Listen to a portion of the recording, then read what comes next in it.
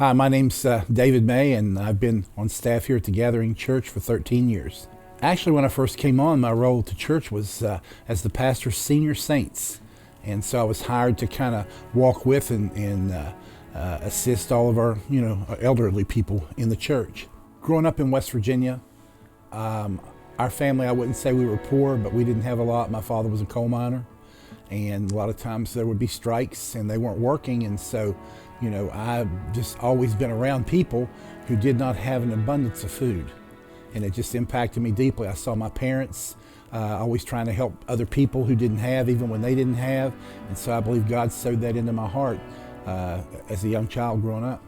I had always had in my heart that I wanted to feed people. And I thought that, that was a direction that I felt someday the church would go also. And just, it was like an answer to prayer. Pastor Gene came to me one day and told me, he said, David, I believe, in all the things that we do to try to help the less fortunate with other events we do. But he said, I believe that the call for this church and the mantle on his life was to feed the less fortunate. It was just a short time after that where the pantry's at now became available. It had been a paquette, and they moved out. And so I just began to, the wheels turn in my mind and say, wow, we could turn that into a food pantry and not just be trying to do something off a shelf in a back room. And I went to pastor, and he was fully on board and said, you go make it happen. There are, resources that you have to have, of course, volunteers. We were blessed to end up getting into a relationship with Second Harvest, but you've got to go through training classes and just numbers of things. And being able to get USDA food, there's all kinds of reporting. And so God has blessed us in various stages as the pantry's grown. From the first week that we were open, we had one family showed up. To this past week, we had the record number of families show up that we've ever had for a week.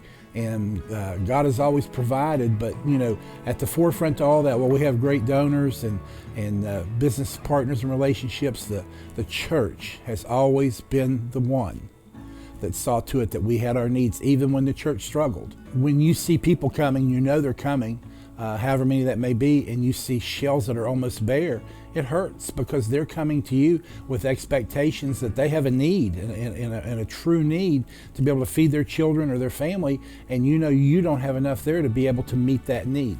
No matter how tough it was in the early days, and there were some tough days, I'm not going to sugarcoat it, but God was always faithful.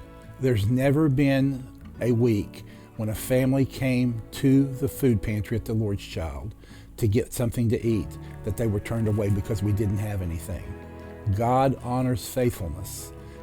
February the 18th, 2015, we'd been open. That was 2 weeks we were here. It was a snow day. Work was shut down, schools were closed, nobody was going to work that day, but I knew that morning that I needed to get up and come to the pantry.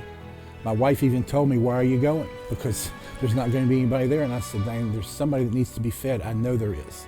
I just had my quiet time, and I just knew the Lord was beckoning me to come to the pantry. So I got up and got ready. There was no school. My granddaughter came with me. We opened up, shoveled the sidewalks. Nobody came. 11 o'clock, nobody came. 12 o'clock, she calls and she says, David, it's snowing harder and it's going to get bad this afternoon and you need to come home. And I said, but there's somebody coming that's hungry.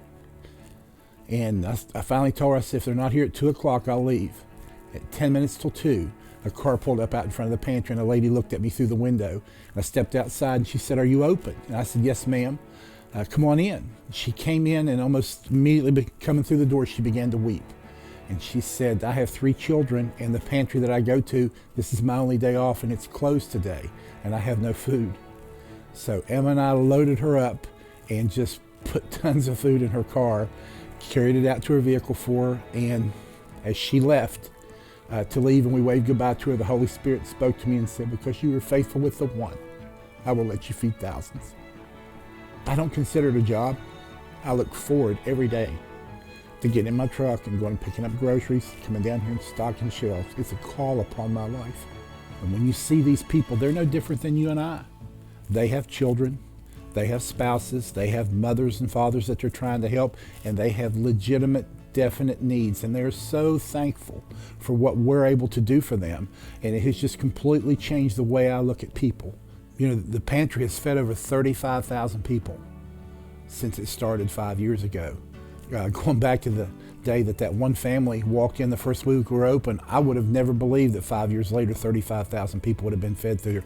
And that doesn't take in things like the summer feeding program, where we fed 2,000 meals last year to children in the summertime and things like that. But God just, He just continues to open up doors, provide resources, relationships, whether it be the Campbell's Emergency Assistance Program or Second Harvest or USDA. It seems like now every time we turn around, we're feeding more and more and more people, especially right now during this crisis. But the resources are always there. When you get down to it, it's more than just the food, though. It's being the hands and feet of Jesus. If this is all that I did from now till the day God called me home, was open up the doors and hand out a box of groceries, I would feel like that I had fulfilled what He had called me to do.